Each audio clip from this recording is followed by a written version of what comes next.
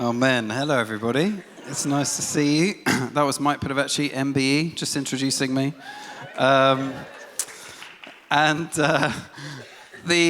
Great. So to start us off over the next few days, what I thought I would look at is something that we've just been doing, and really, I suppose, reflecting on the scripture, from the scripture, on the question of worship and why it is that we worship.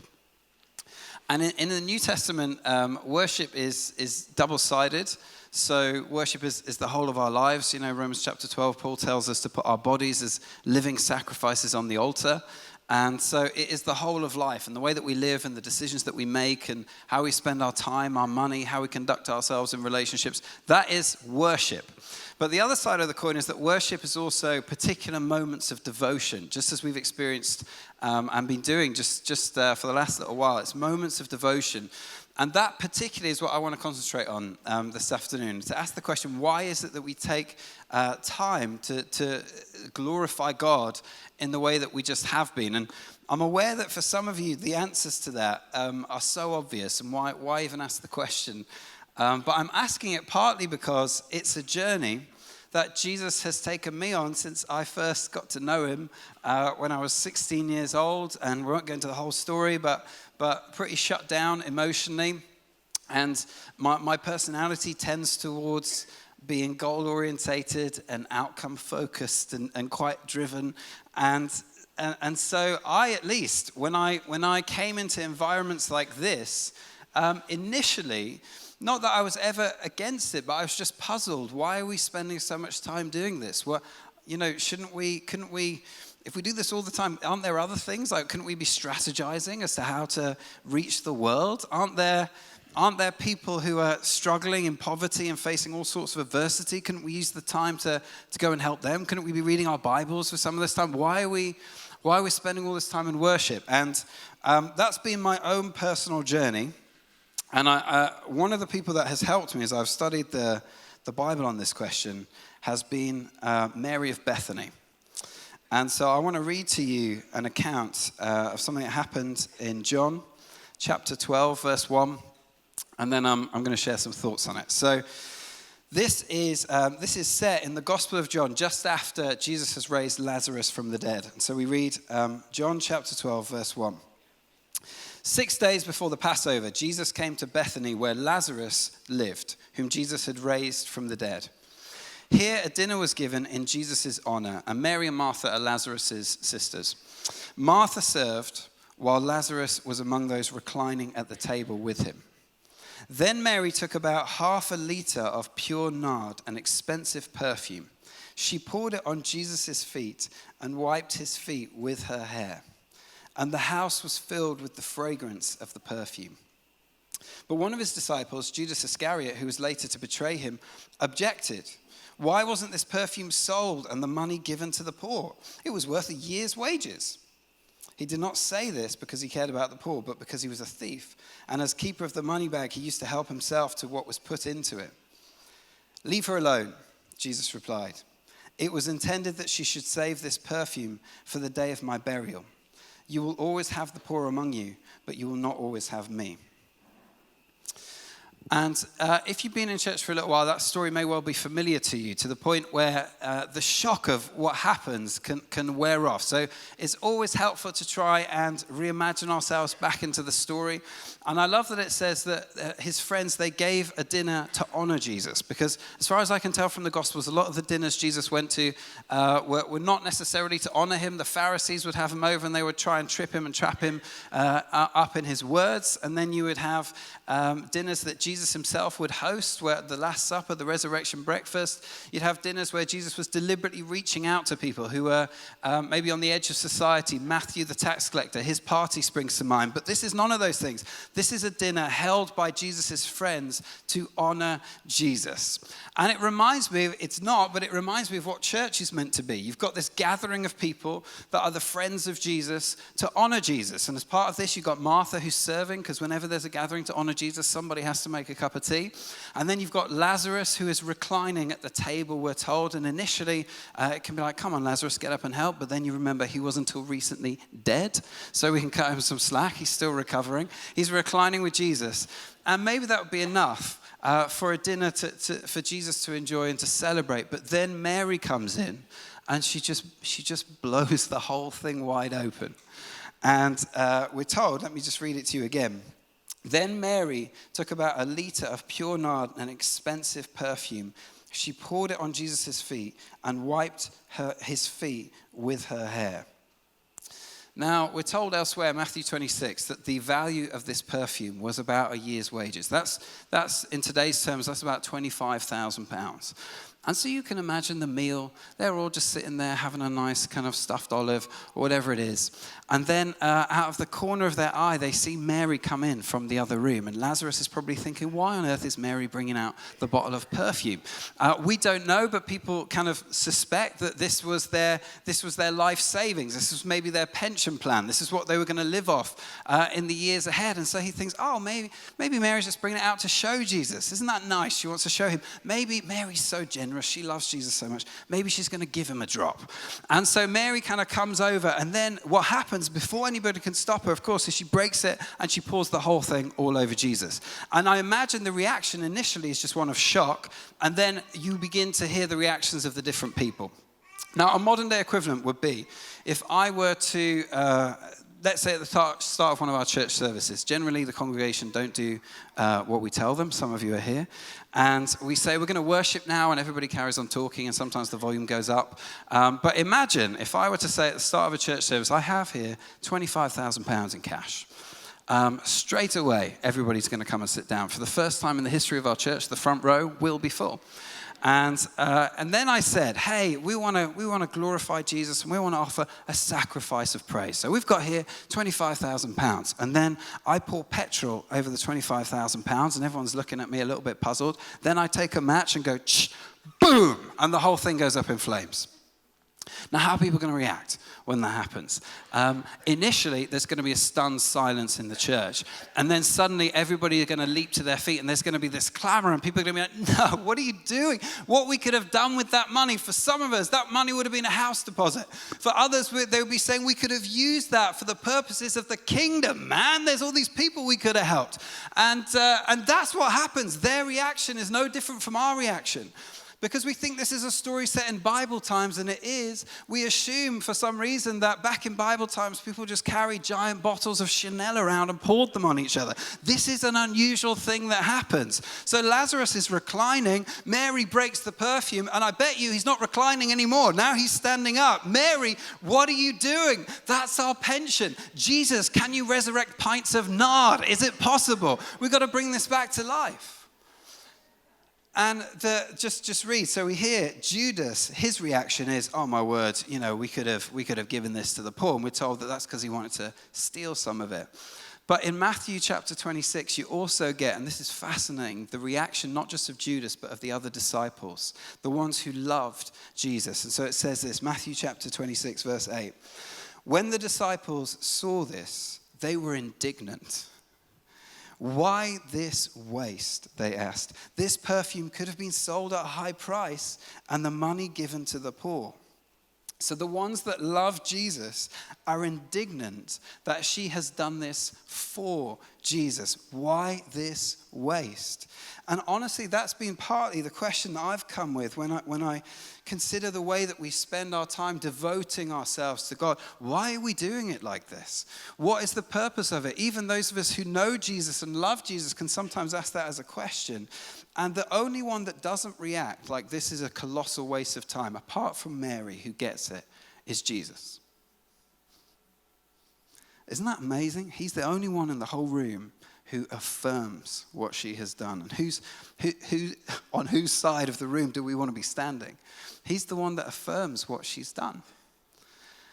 And some of the stuff that I've been discovering about worship, I've learned it from Mary's action in this. And And the first one is that to worship Jesus and what we're invited into as his people, as God's people, his chosen and adopted heirs, his kids, is we're invited to waste ourselves not just on behalf of him building his kingdom, but to him.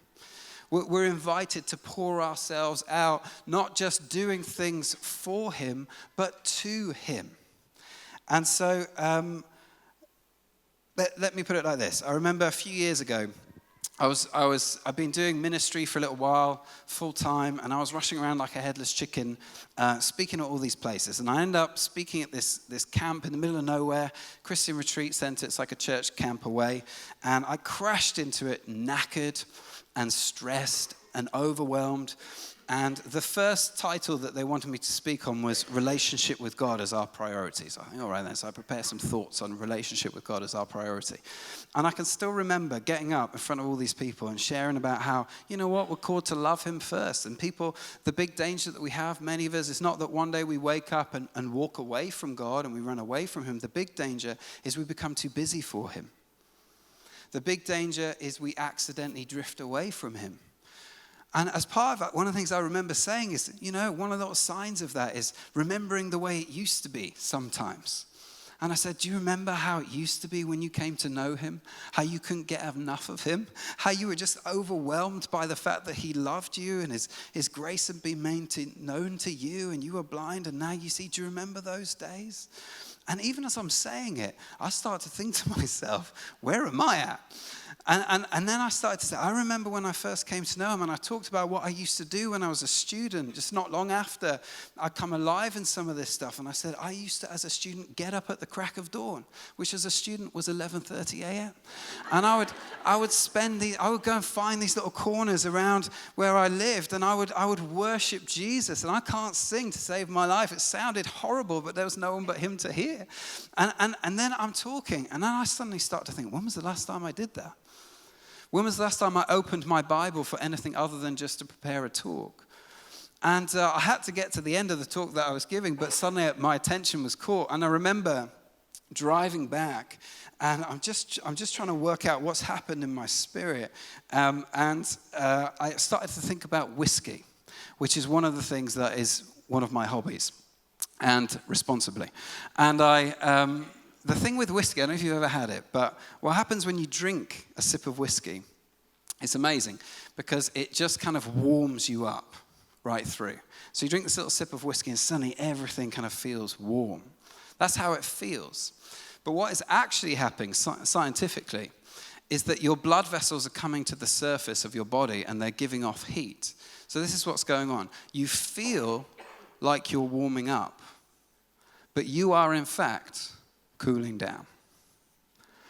And I realized, and this isn't true for everybody who gets busy by any means, but it was true for me, that I had felt like I was really getting into my stride, serving him, doing stuff for him, trying to have an impact for the kingdom.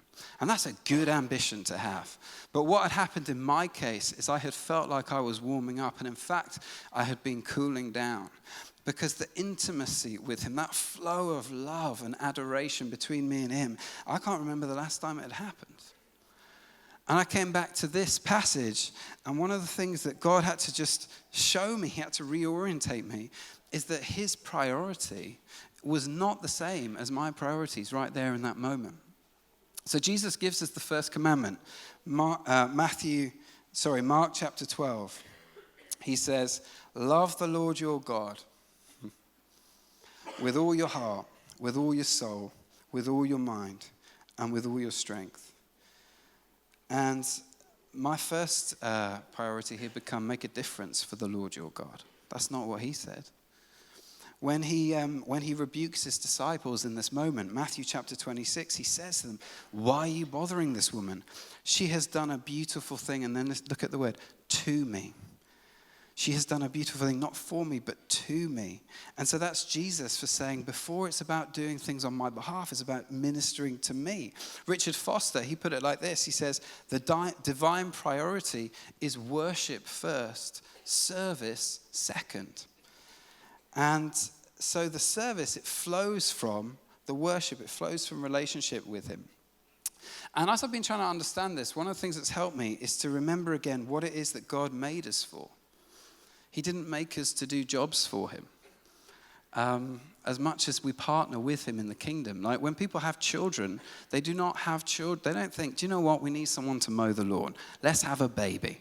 We need someone to do the dishes. Let's have another one. Like that. If you're, I can't even get my children to put their own pants on for themselves, let alone do anything for Beth and I. So we don't do that in order to make them do stuff. What happens is we have them for the sake of relationship. And actually, to have kids creates work for us.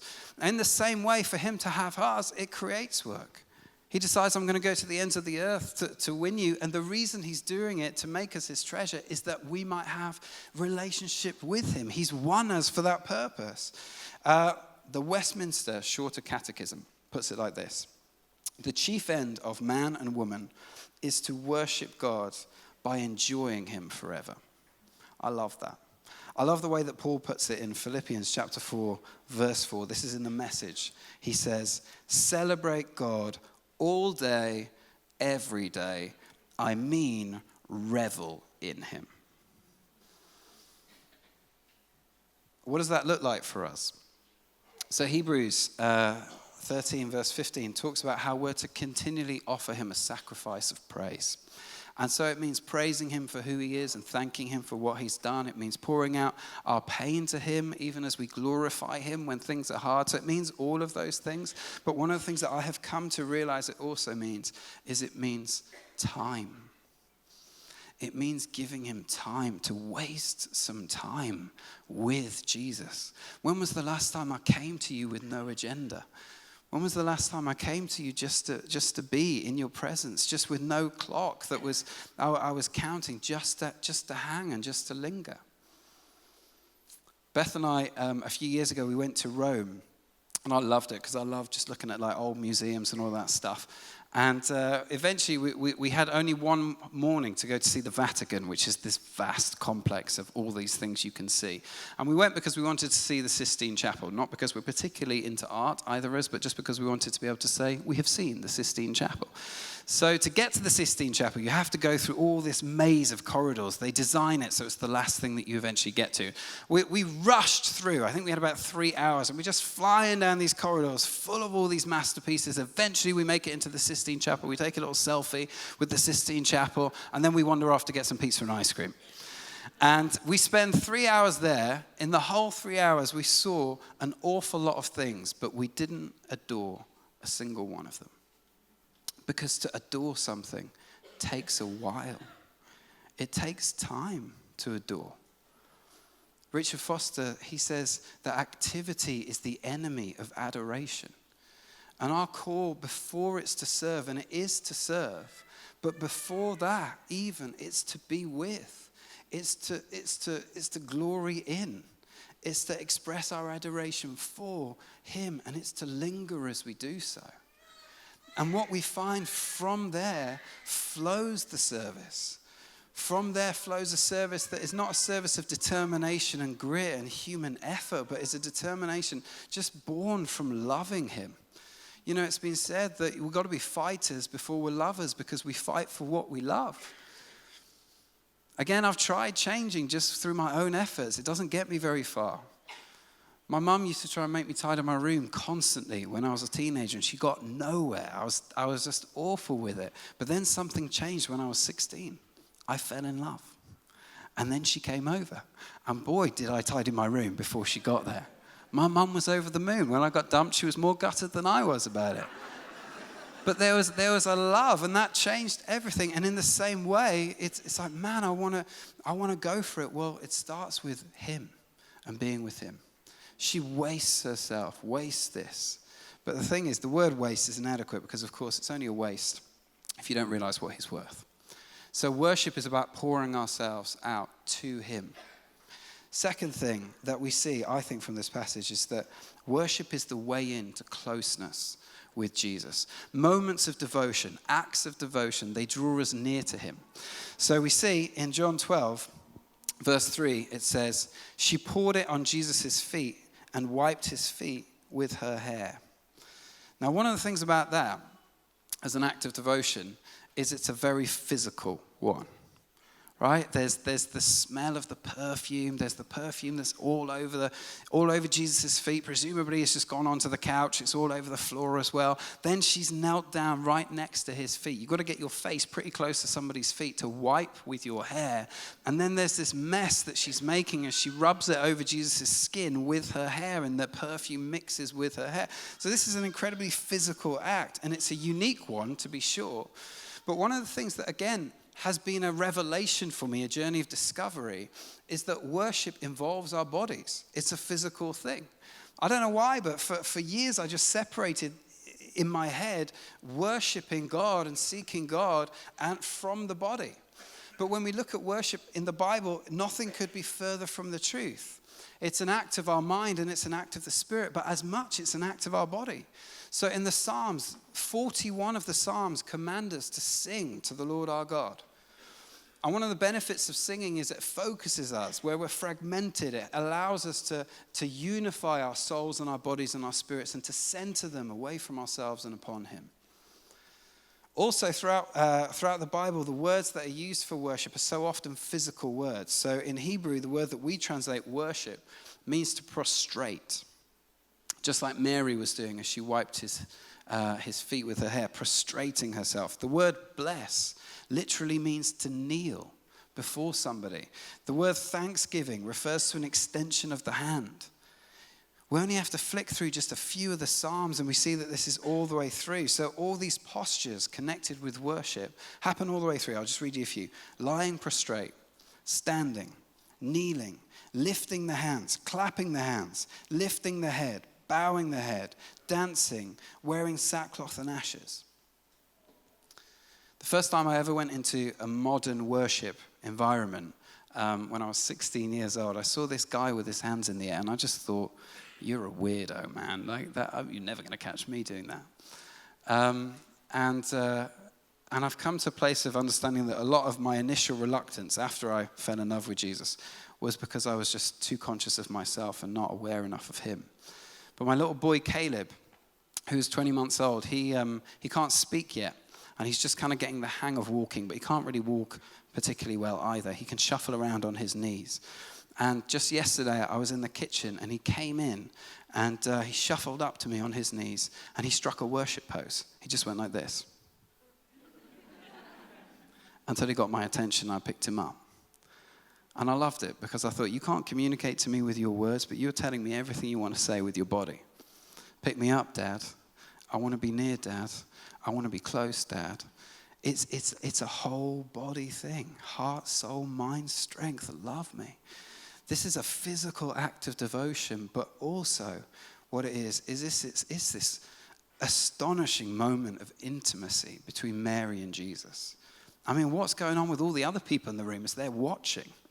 We read this as a story. It takes us 30 seconds to read it, but I guarantee it would have taken a lot longer to wipe a whole pint of perfume over Jesus' feet. So for quite a while, they're there in this moment. And I guarantee you, if there were any British disciples in the room at that point, there would be an urgent phone call that they would have to take. Because that's like, wow, this is awkward. The intimacy that's involved in it. But that's what He offers to us. Intimacy. And by intimacy, what I've discovered it means is actual intimacy, nearness, closeness, encounter, mutual affection, mutual adoration. And so often, what I love about the story is Jesus doesn't seem to rush Mary. He stays there. He allows her to minister to Him in this way. And for us, when we come to worship Him, just as she met Him in that room, so we can meet Him in this room, because He's present with us through the power of His Spirit. And just as we pour out our praise to Him, so He pours out His love upon us. And Paul says it in Romans chapter 5, verse 5. He says, God's love has been poured out into our hearts through the Holy Spirit, who has been given to us. And what happens when we worship so often is we see that God manifests His presence. It's not that He wasn't here before, He was here, But it's like he shows up in a whole new way. And that really is what's happening is what Jesus says to us when he says, if you seek me, you'll find me. He's allowing himself to be found by us even as we glorify him. All right, because I'm just conscious of time, I'll move on to the final thing. Worship is a way into closeness with him. And the final thing is this. Worship is a witness. Our worship is a witness. So we see that the fragrance of the perfume fills the whole house. And Jesus says in Matthew chapter 26, hey, whenever the gospel is preached, her story is going to be told too. So whenever people are talking about the gospel, they're going to be talking about this woman and what she's done. And one of the ways that worship is a witness is, of course, it's a testimony to the people around us, the people who don't yet know God.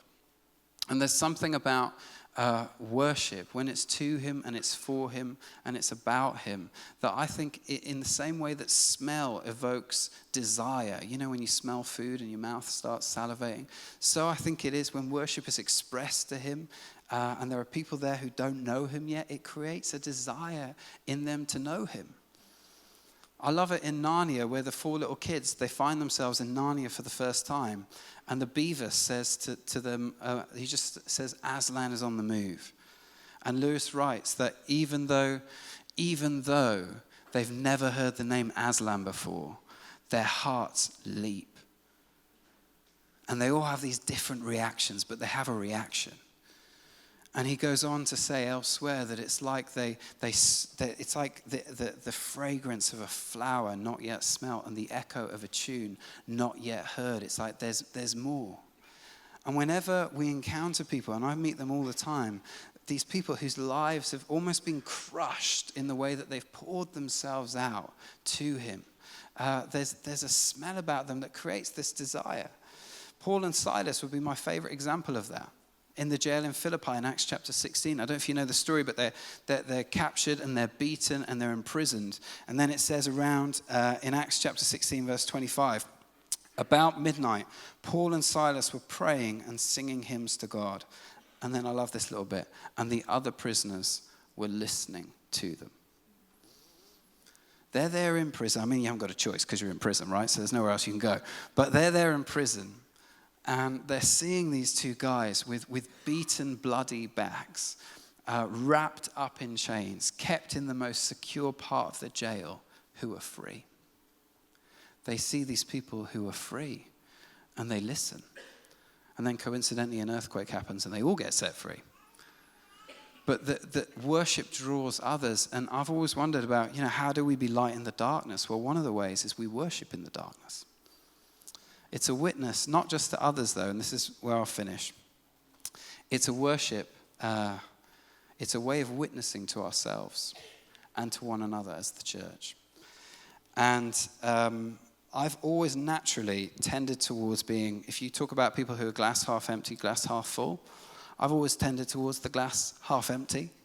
So if you ask me how it's going, I'll say it's going pretty well, but there's all this stuff that's going wrong and, blah, blah, blah. How was your holiday? It was great, but it's really hard to have a holiday when this is going, that's where I found myself, always tending towards the glass half empty. And if you were to ask me, what's it like having 4 kids? My oldest boy is about to turn 5 on Saturday. What's it like having 4 kids? There's 2 authentic answers that I can give to that question. Which one do you want? The first is, oh my word, I am so tired. People told me it was going to be hard. I didn't believe them. Now I understand. I am constantly exhausted. I haven't slept for like 5 years. I've got vomit on every piece of clothing that I own. I have poo crusted underneath my fingernails. Like it's bad. It's hard, right? And that's really true. That is an authentic answer to that question. And then the other answer is this. I am having the time of my life. Like I've never been more fulfilled. I get home and they're all there like a little group of puppies waiting for me. And they, I go in and they just tell me these jokes that I don't even understand, but they think it's hilarious. So I think it's hilarious. We roll around on the floor and we snuggle up on the sofa and I try and put them to bed and they come up with all these reasons why not to. And I love it. I love every second of it. And I was talking to this guy the other day and I was just saying, it's both of these things. He's in his 50s. He's got grown-up kids now. And he just said to me, do you know what, Andy? What you'll find is when you get to my age and they're all grown up, you'll only remember the good bits. You'll forget how hard it was. You'll forget all the sleepless nights and the nappies. Now, if you're here and you've also got grown-up kids and that hasn't happened to you, please do not correct him, because this is what is keeping me going at the moment.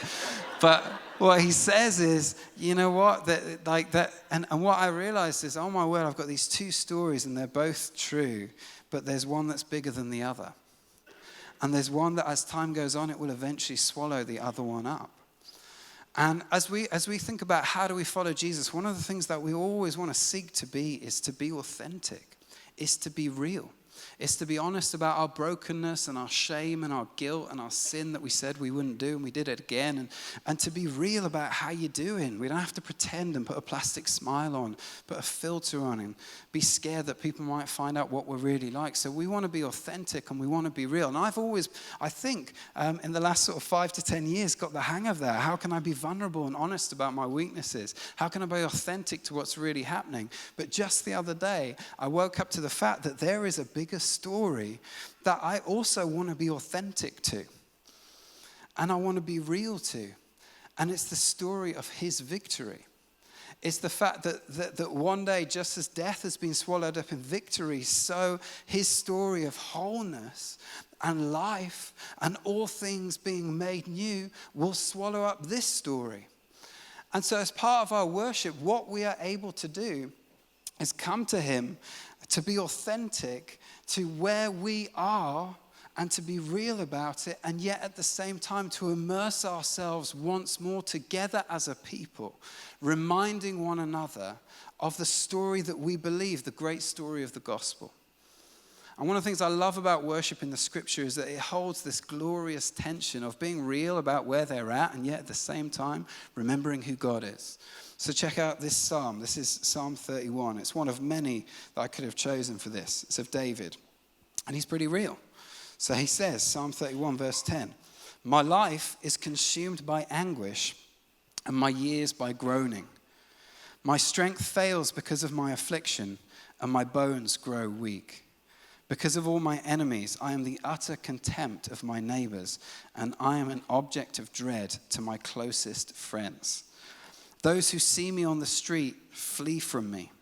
I am forgotten as though I were dead. I have become like broken pottery, for I hear many whispering, terror on every side. They conspire against me and plot to take my life." So he is having a very bad day. How's it going, David? Not good. Not good in any way. So he tells you all this stuff that's going on. He's real about where he's at. And then there's this incredible word, just a really short 3-letter word, but. But I trust in you, Lord. I say, you are my God. And then he goes on in the psalm to cry to God for help. And then he says, how abundant are the good things that you have stored up for those who fear you, that you bestow in the sight of all on those who take refuge in you. In the shelter of your presence, you hide them from all human intrigues. You keep them safe in your dwelling from accusing tongues. Praise be to the Lord, for he showed me the wonders of his love when I was in a city under siege. And what I've been coming to realize is that we want to be authentic to both stories, but what matters is where we put the word but. And so we can say, God is good, but life is hard. Or we can say, life is hard, but God is good. And there's a bigger story that will swallow up this one. To quote my friend Mike Pilavachi, MBE, it's all about where you put your butt. They don't give these things out to just anyone. Think about where you put your butt. And what worship is, when we understand it like this, it's not an escape from reality. What it is it's a reminder of what reality is. And Paul is so authentic in the way that he writes his letters. But again, this word but occurs all the time. So how about this from 2 Corinthians chapter 4, verse 8? He says, we are hard pressed on every side, but not crushed. Perplexed, but not in despair. persecuted but not abandoned, struck down but not destroyed. And then he goes on to say, therefore we do not lose heart, though outwardly we are wasting away, yet inwardly we are being renewed day by day, for our light and momentary troubles are achieving for us an eternal glory that far outweighs them all. So we fix our eyes not on what is seen, but on what is unseen, since what is seen is temporary, but what is unseen is eternal. And worship for us is a way of doing just that. It's fixing our eyes on what is unseen, but what is eternal. Taking them for a time off what is, in his words, light and momentary. I don't know about you, but my troubles don't feel light or momentary. And it's resting them on him. And just a little while ago, I came across, some years ago actually, I came across this story I want to finish with. In a book that I was reading, and it's this guy who talks of an encounter he had with an elderly lady in a hospital. This is what happens. He says this: the state-run hospital is not a pleasant place. It is large, understaffed, and overfilled with senile and helpless and lonely people who are waiting to die. On the brightest of days, it seems dark inside, and it smells of sickness and stale urine. I went there once or twice a week for 4 years, but I never wanted to go there, and I always left with a sense of relief. It is not the kind of place that one gets used to. On this particular day, I was walking in a hallway that I had not visited before, looking in vain for a few who were alive enough to receive a flower and a few words of encouragement. This hallway seemed to contain some of the worst cases, strapped onto carts or into wheelchairs and looking completely helpless. As I neared the end of this hallway, I saw an old woman strapped up in a wheelchair.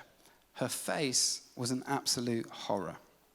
The empty stare and white pupils of her eyes told me that she was blind. The large hearing aid over one ear told me that she was almost deaf. One side of her face was being eaten by cancer.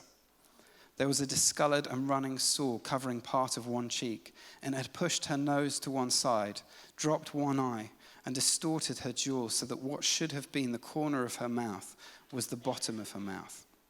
As a consequence, she drooled constantly.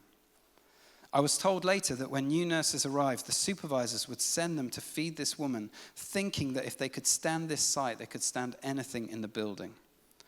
I also learned later that this woman was 89 years old, and that she had been here, bedridden, blind, nearly deaf, and alone for 25 years.